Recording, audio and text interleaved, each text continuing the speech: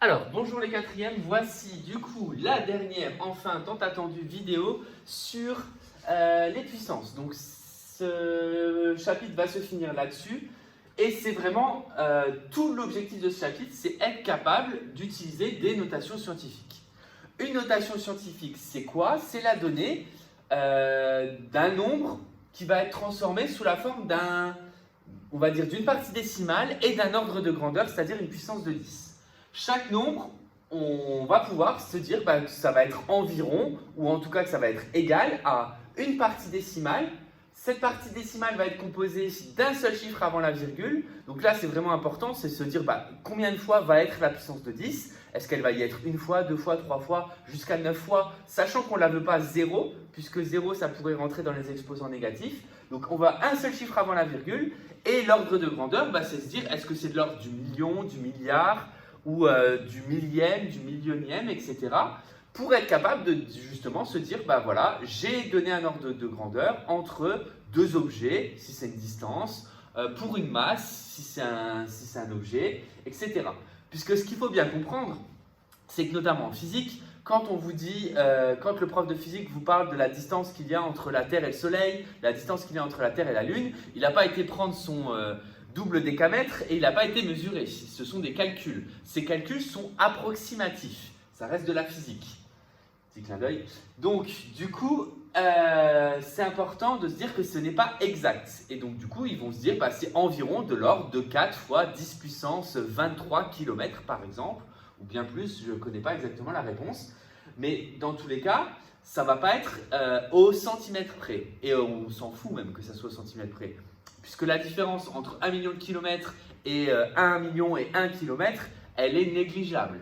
Donc du coup, c'est vraiment tout l'intérêt de ces distances, c'est d'avoir du coup un ordre de grandeur. L'ordre de grandeur est donné par la puissance de 10, mais également par une petite partie décimale qui est donnée avant, de l'ordre de 1, 2, 3, 4, 5, 6, 7, 8 ou 9, virgule quelque chose, si on veut. Donc un chiffre avant la virgule, donc une partie décimale avec un chiffre avant la virgule, multiplié par une puissance de 10, c'est ce qu'on va appeler la notation scientifique. Alors pour bien le comprendre, je vais vous présenter à la limite les deux là, d'accord? Ensuite, je vous laisserai un peu de temps pour essayer de faire les deux suivants. Je vais même en rajouter un autre sous la forme de 0, quelque chose pour mieux comprendre. 57, 54, voilà. Donc, l'objectif étant de comprendre, une fois que vous aurez compris ces deux exemples-là, d'essayer de faire les autres, c'est-à-dire de mettre pause à la vidéo pour pouvoir essayer d'appliquer, en sachant que les deux derniers vont être un peu plus compliqués, puisque ça va résulter de calculs sur les propriétés des puissances de 10. Donc les calculs avec les puissances de 10 et les propriétés sur les puissances de 10. Donc je m'explique en image sur 423. 423, dans un premier temps, je veux sa partie décimale. Donc je veux décomposer en, je vous l'ai dit, un nombre que j'ai appelé A ici, c'est un nombre avec une partie décimale avec un chiffre avant la virgule. Mais moi je veux, ça reste des maths, ça reste précis, je veux que ça soit égal. Et donc 423, sa partie décimale, je ne vais pas l'inventer. Je vais la créer à partir de, justement, de 423. Je veux un chiffre avant la virgule, la seule chose à faire, c'est d'écrire 4,23. Donc 423, je transforme ça en 4,23. Je n'ai pas changé les chiffres, la seule chose que j'ai changé, c'est la position de la virgule. Et donc du coup, pour que ça soit égal, là, on va faire apparaître un petit peu le paragraphe précédent, je dois le multiplier par une puissance de 10. Donc, en gros, la question que je me pose, c'est pour aller, et là, c'est ça une des difficultés supplémentaires, c'est pour passer de 4,23 fois 10 puissance quelque chose à 423. Donc, le sens de lecture dans cet exercice est différent de ce qu'on a fait avant. Par quelle puissance de 10 je dois multiplier? Donc, du coup, pour passer de 4,23 à 423, et c'est bien dans ce sens-là, je vais grandir le nombre. De combien de rangs? La virgule est ici, moi, au final, je la veux ici. Donc, je vais l'agrandir de 2 rangs, c'est-à-dire 10 puissance 2. Autrement dit, c'est bien un exposant positif. Et là, il faut vraiment en être convaincu.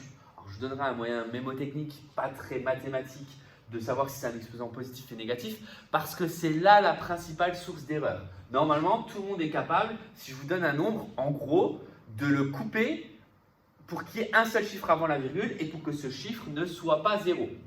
Parce que sinon, on pourrait dire, ça c'est l'écriture scientifique par exemple. Donc la partie décimale, c'est facile. La valeur, le nombre de rangs, normalement aussi vous êtes capable de compter, même avec vos doigts s'il faut. Donc du coup, la difficulté, ça va être de ne pas confondre l'exposant du signe. Là, je passe de 4,23 à 423. J'ai donc augmenté mon nombre, donc exposant positif. Ensuite, le deuxième exemple, c'est justement les exemples qui vont commencer par 0, quelque chose. Là, pour la partie décimale, je vais chercher dans ce nombre le premier chiffre non nul. Le premier chiffre non nul dans ce nombre-là, c'est 3. Donc du coup, je vais réécrire ma partie décimale à partir de 3. Et je réécris évidemment toujours de gauche à droite. Donc 3,506. Donc 3,506, moi je veux que ça devienne 0, quelque chose. Donc je veux que ça devienne plus petit. Si je veux que ça devienne plus petit, ça veut dire que mon exposant va être négatif. Maintenant, si ma virgule est ici et que je la veux là, de combien de rangs elle a été décalée? Elle a été décalée de 3 rangs vers la gauche, donc 10 puissance moins 3. Donc là, on a vraiment les deux exemples, un exemple avec exposant positif, un exemple avec exposant négatif. Ici, je suis passé de 4,23 à 423, j'ai donc agrandi le nombre de 2 rangs, donc 10 puissance 2. Ici, je suis passé de 3,506 à 0,003506, j'ai donc diminué le nombre. Il est plus petit ici, et donc du coup, de 3 rangs, c'est-à-dire multiplié par 10 puissance moins 3. Le raccourci que je vais faire là, il ne faudrait pas que les inspecteurs l'entendent, mais voilà, je vous le fais parce que je l'aurais fait quand même en classe à l'oral. C'est le suivant, c'est que en gros, quand on va avoir une écriture scientifique, si ça commence, si vous devez donner l'écriture scientifique de 0, quelque chose, forcément ce sera un exposant négatif. Parce que du coup, on va chercher le premier chiffre qui va être ici, et donc du coup, on va chercher à se décaler vers la gauche. Donc pour les exposants négatifs, normalement c'est simple, ce sont tous les nombres qui commencent par 0, quelque chose, quand je dois les transformer en écriture scientifique. Et à l'inverse, quand je commence par autre chose que 0, c'est forcément pour une puissance d'un exposant positif d'une puissance de 10. Donc là, voilà, ce n'est pas du tout mathématique, mais à retenir en cas de doute, juste en cas de doute. Après, normalement, c'est la méthode qu'il faut retenir. Voilà pour ces deux exemples. Donc je vous conseille d'essayer de faire les 3 suivants, et ensuite, une fois qu'ils sont faits et corrigés, d'essayer de reprendre par les calculs qui vont être un petit peu plus compliqués. Donc moi, je vais justement, vous pouvez mettre pause si vous avez besoin, enchaîner sur ces 3 exemples-là. 12 500. Partie décimale, c'est 1,2500.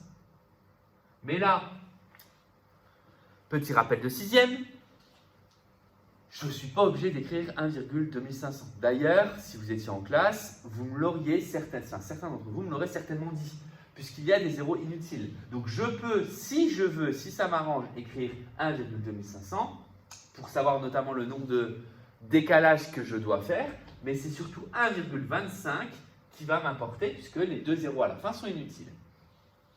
Et donc je dois multiplier par quelle puissance de 10 ? Pour passer de 1,25 à 12 500, j'ai fait un décalage de 4 rangs vers la droite. Parce que 1,25, la virgule est là. Si je la veux ici, j'ai augmenté mon nombre de 4 rangs, c'est-à-dire 10 puissance 4. Ensuite, 145,765, donc ça c'est un exemple avec déjà une virgule, parce que ça aussi ça existe. Je vais donc avoir 1,45765, ça c'est ma partie décimale, vous voyez que j'ai bien un chiffre avant la virgule, et la puissance de 10 qui correspond, je dois passer ma virgule qui est ici à ici, donc de 2 rangs vers la droite, et donc du coup 10 puissance 2 encore.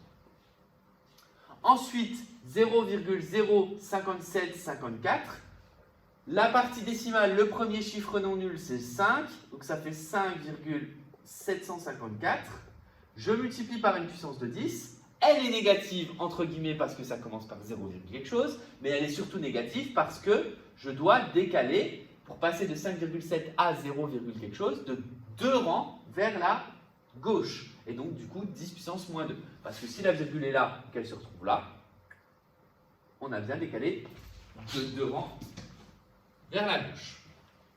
Voilà pour ces exemples vraiment classiques. Mais ne vous inquiétez pas, je vous avais annoncé que vous alliez avoir beaucoup de travail. Il y a des exercices qui vont porter là-dessus, où vous allez devoir écrire en notation scientifique.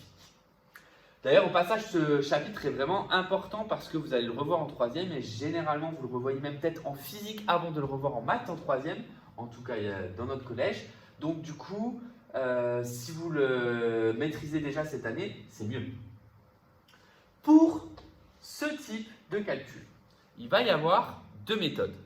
Moi, je vous en présente une qui fonctionne tout le temps, parce que parmi ces deux méthodes, il y en a une qui est, on va dire, qui dépend de la valeur notamment des puissances de 10 qu'on présente. Je m'explique. Si à la place de ce calcul, vous deviez mettre en écriture scientifique 814,34 fois 10 puissance 25, eh bien, il y aurait une seule des deux méthodes qui serait envisageable. Donc ici, je vais justement voir la méthode qui est tout le temps envisageable. L'autre méthode, j'en parle rapidement maintenant à l'oral, c'est justement de faire le calcul. Mais le calcul n'est pas toujours réalisable et ça va dépendre de l'ordre de grandeur. C'est pour ça que faire le calcul ici, ce n'est pas forcément une bonne idée. Parce que là, ça reviendrait à multiplier par 10 puissance 5. C'est faisable parce que l'exposant 10 puissance 5 est petit. Maintenant, quand l'exposant va être trop grand, ça sera plus faisable. Donc, on va voir la méthode générale. Et donc, la méthode qui consisterait à faire le calcul, ça serait de décaler la virgule de 5 rangs vers la droite. Donc, ça rajouterait 3 zéros ici, d'accord? Donc, 3 zéros, ça ferait 81 434 000. Donc, 81 434 000 qu'il faudrait transformer en écriture scientifique. C'est faisable parce que l'exposant est petit. Mais ce n'est pas la méthode que je vais utiliser. Et d'ailleurs, c'est la méthode que vous utilisez quand vous êtes en cours, puisque généralement, je ne vous donne pas les explications et je vous laisse un petit peu chercher par vous-même. Maintenant, comment on va faire? On va procéder en deux étapes. La première étape, ça va être d'oublier un petit peu cette puissance de 10. C'est-à-dire que je ne vais pas oublier de l'écrire, parce que sinon ça serait faux. Je vais la garder pour la fin. Et qu'est-ce que je vais faire? Je vais m'occuper de 814,34 comme s'il était tout seul. 814,34, ce qu'il faut comprendre, c'est que ça admet une écriture scientifique. Ça ne sera pas l'écriture scientifique du résultat, mais ça sera l'écriture scientifique qui me permettra d'obtenir le résultat. Donc, dans un premier temps, je m'occupe de mon nombre décimal. Je le transforme en écriture scientifique, et s'il y a une puissance de 10 qui l'accompagne, je la mets de côté. Donc c'est exactement ce que je fais là. Je vais transformer 814,34 en 8,1434 fois une puissance de 10. Parce que ce bloc-là, que je mets en rouge, je vais le retrouver ici. Mais donc du coup, ça veut dire, comme s'il était tout seul, qu'il me faut trouver la puissance de 10. Comme je passe de 8,14 à 814, c'est un exposant positif. Pour passer de 8, quelque chose à 800 quelque chose, c'est 10 puissance 2. Et donc là, ce que j'ai fait, c'est que j'ai transformé, j'ai ma partie décimale qui est juste et qui ne sera à plus changer jusqu'à la fin. Donc le 8,1434 est juste. Et par contre, j'ai deux puissances de 10.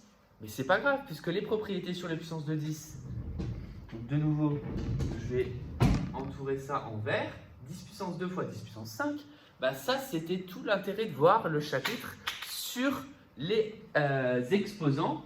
Que se passe-t-il quand je multiplie 2 puissance de 10? Quand je multiplie 2 puissance de 10, propriété 1, ça additionne les exposants. Donc ça fait 10 puissance 2 plus 5.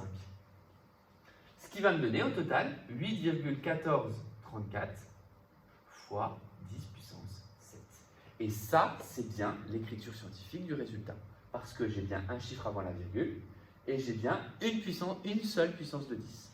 Donc voilà la méthode. Donc la méthode consiste en les puissances de 10, on va les mettre de côté. Alors, on verra plus tard qu'on les mettra ensemble. On s'occupe de la partie décimale qu'on ajuste avec une autre puissance de 10 qui apparaît. Puis les puissances de 10 qu'on trouve, on les met ensemble par propriété. Et normalement, on obtient le résultat. Pour l'exemple suivant, alors il est un peu trop collé, donc je vais le réécrire un petit peu plus par là. Donc 1,5 fois 10 puissance 3. Le tout divisé par 2,5 fois 10 puissance moins 2. Le principe va être quasiment identique, sauf que là, alors, vous allez avoir besoin, vous, de la calculatrice, moi je vais essayer de le faire sans.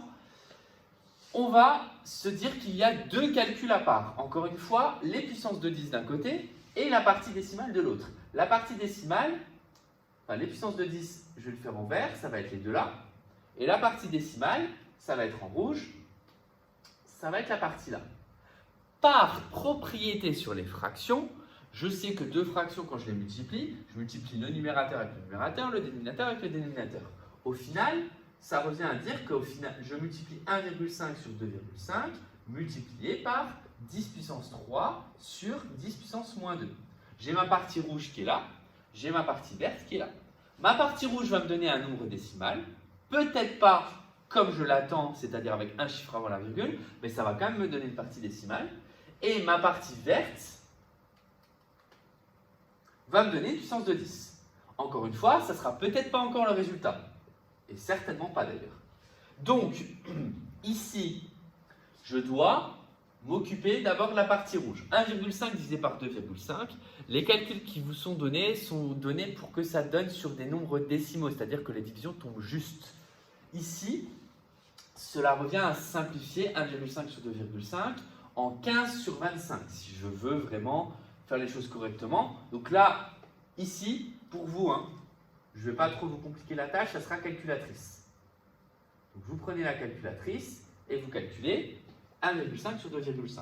Maintenant, pour ceux qui ne veulent pas prendre la calculatrice, écoutez ce que je vais faire de tête, parce que moi je vais le faire sans calculatrice. Si je dois calculer la valeur de 1,5 sur 2,5, on l'a vu en cours, je dois d'abord, dans un premier temps, supprimer les virgules. Pour supprimer les virgules, qu'est-ce que je fais? Je multiplie au numérateur et au dénominateur par 10 pour décaler d'un rang vers la droite. Ça me fait donc 15 sur 25. En cours, on avait vu du coup qu'on pouvait poser la division 15 sur 25. Mais moi, je vais encore faire différemment. 15 sur 25, je vais le décomposer en 5 fois 3 et 5 fois 5. Pourquoi je le décompose?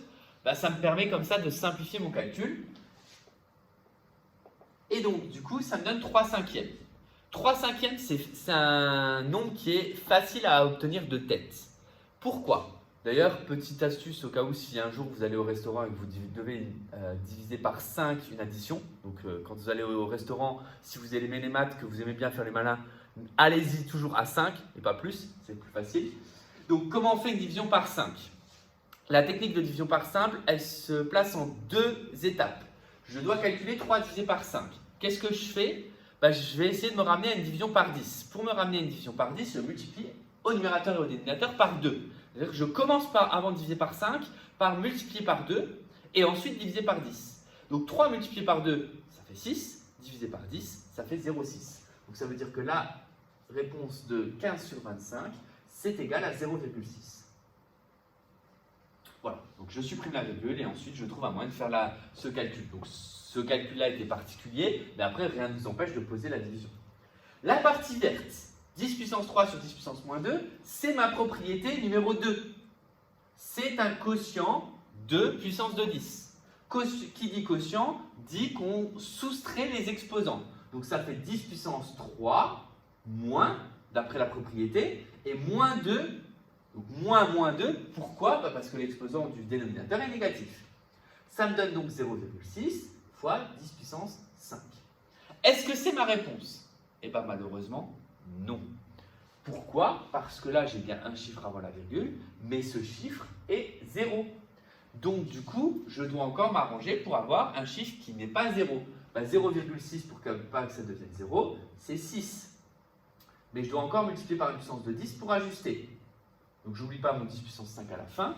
Comment je passe de 6 à 0,6? En multipliant par 10 puissance moins 1.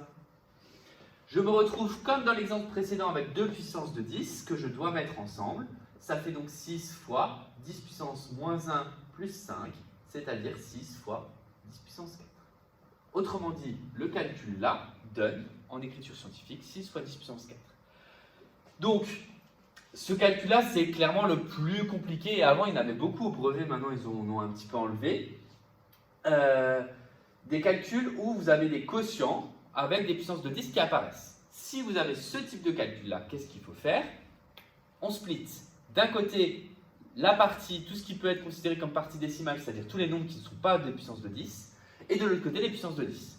Les puissances de 10, on obtient un résultat par propriété. Donc ça sera soit un quotient, soit des puissances de puissance, soit des multiplications.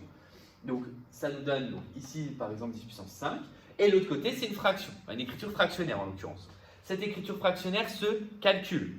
Donc là, je vous autorise la calculatrice pour faire le calcul, à savoir que par la suite, ce serait bien réussir à le faire de tête. Mais en tout cas, dans un premier temps, la calculatrice pour calculer 1,5 sur 2,5, c'est faisable, même si ce n'est pas une opération très compliquée. Ça donne donc 0,6 et ensuite j'ajuste. Est-ce que c'est bien l'écriture scientifique ou pas? Ça dépend de ma partie décimale. Si ma partie décimale n'a pas un chiffre avant la virgule qui n'est pas 0, dans ce cas, il faut encore que je fasse le même principe que l'exemple précédent, que j'ajuste pour obtenir le résultat.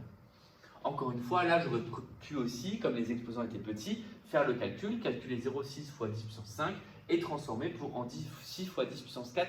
C'était également faisable, puisque 0,6 fois 10 puissance 5, ça donne ça, 60 000. Et donc 60 000 que je transforme en écriture scientifique, ça fait 10 puissance 4. La calculatrice possède aussi un mode scientifique. Je vous conseille de l'activer parce qu'après vous avez du mal à le désactiver et ça va vous embrouiller. Mais à savoir que sur la calculatrice, en tout cas pour les grandes valeurs, ça fonctionne très bien. Si vous tapez un grand calcul avec des puissances de 10, ça va vous mettre la réponse en écriture scientifique parce que la calculatrice n'aura pas la place de noter tous les nombres et tous les chiffres. Voilà pour ce cours sur les puissances. J'espère que ça a été clair. Et maintenant, restent les exercices.